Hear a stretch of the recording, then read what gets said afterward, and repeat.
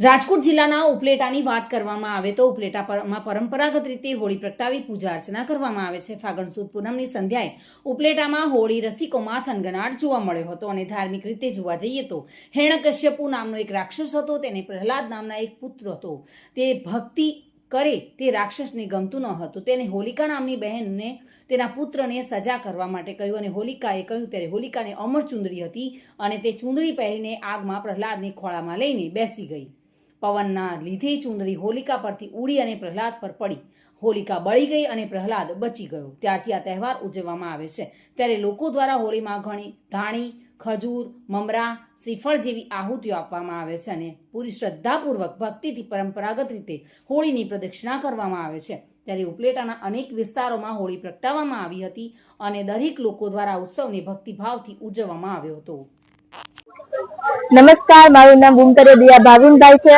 આજ રોજ હોળીના પર્વ પર અમારા ચોક નવયુગ યુવા ગ્રુપ દ્વારા આયોજિત કરવામાં આવેલ હોલિકા દહન ખૂબ જ સુશોભનીય છે.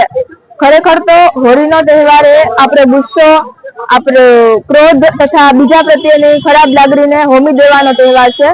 હોળી અને ધૂળેટી એ રંગોનો તહેવાર છે. આસપાસના ઘણા લોકો તથા ભક્તજનો અમારે અહીં હોળીના તહેવારમાં ખાસ કરીને આવતા રહેતા હોય છે તથા ધૂળેટીની ખૂબ સુશોભનીય અમારો ચોક એટલે કે નવયુગ ચોક અને અમારું આખું ગ્રુપ નવયુગ યુવા ગ્રુપ આયોજિત દર વર્ષે અમારા આ વિસ્તારમાં હોળીનો પર્વ ખૂબ જ સરસ મજાના હર્ષ ઉલ્લાસથી ઉજવવામાં આવે છે અને હોળીના તહેવારમાં આસપાસના સમગ્ર લોકો ખૂબ સાથે મળી અને અમે તહેવારની ઉજવણી કરીએ છીએ. આસપાસના લોકો પોતાના બાળકોને લઈ અને વાર કરવા માટે પણ અહીં આવે છે ડીજે સાથે. અને ખરેખર હોળી એટલે મારા મતે તો એવું છે કે આપણા શરીરની અંદર, આપણા મનની અંદર કોઈ વ્યક્તિ પ્રત્યે એવો દ્વેષ હોય, કોઈ પ્રત્યે ખરાબ ભાવના હોય, એક આપણી એવી જે ખરાબ વિચાર શક્તિ હોય, તો એને આપણે આ હોળીમાં હોમી દેવાની છે અને આજથી એક નવું જીવન જીવવાના વિચાર કરવાના છે. આજે પૂરા ભારતનો તહેવાર છે હોળી દિવસ, હોલિકા દહન. આજે હોળી મિત્રો આપ સૌ કોઈને ખ્યાલ છે કે હોળી જે તહેવાર જે છે એ આજે એક પ્રહલાદજી આપણે હતા અને એમને એની જે હોળીમાં જે એમના જે હોલિકા દહનમાં જે રક્ષા કરેલી છે તો એના માટે આખે પૂરા વિશ્વમાં, પૂરા ભારતમાં આજે આ તહેવાર ઉજવવામાં આવે છે અને લોકો હોશે હોશે અને દિલથી આ તહેવારને ઉજવે છે.